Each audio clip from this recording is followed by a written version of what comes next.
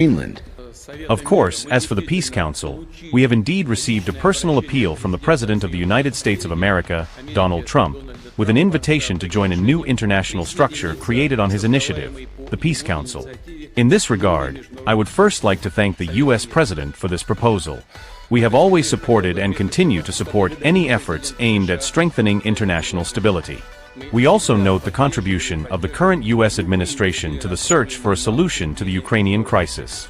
As for our participation in the Peace Council, the Russian Foreign Ministry has been tasked with reviewing the documents we have received, and they will consult with our strategic partners on this matter, and only then will we be able to respond to the invitation we have received.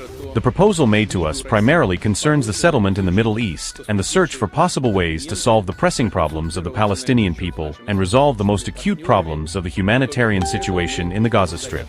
In this regard, I would like to note the main thing. The main thing is that the entire process should have a positive impact on the long-term settlement of the Palestinian-Israeli conflict, based on the relevant decisions of the United Nations. And it is necessary to take into account the basic needs and wishes of the Palestinians. This concerns the reconstruction of the Gaza Strip and its basic social infrastructure, healthcare systems, water supply, and the establishment of uninterrupted food supplies. Therefore, even before we decide on our participation in the composition and work of the Peace Council, given Russia's special relationship with the Palestinian people, I think we could send $1 billion from Russian assets frozen under the previous U.S. administration to the Peace Council.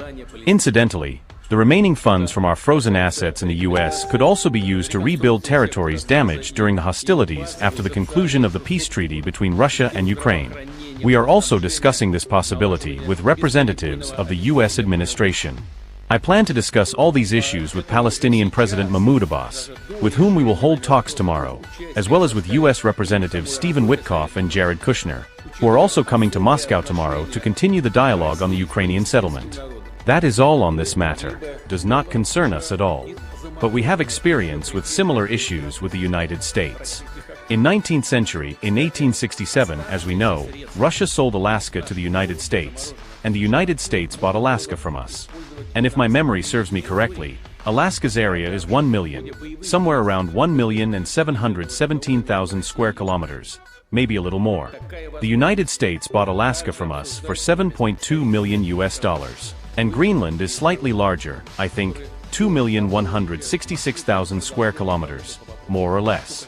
The difference is somewhere between 450 and 449,000 square kilometers, approximately. So if we compare this with the cost of the United States acquisition of Alaska, the price for Greenland would be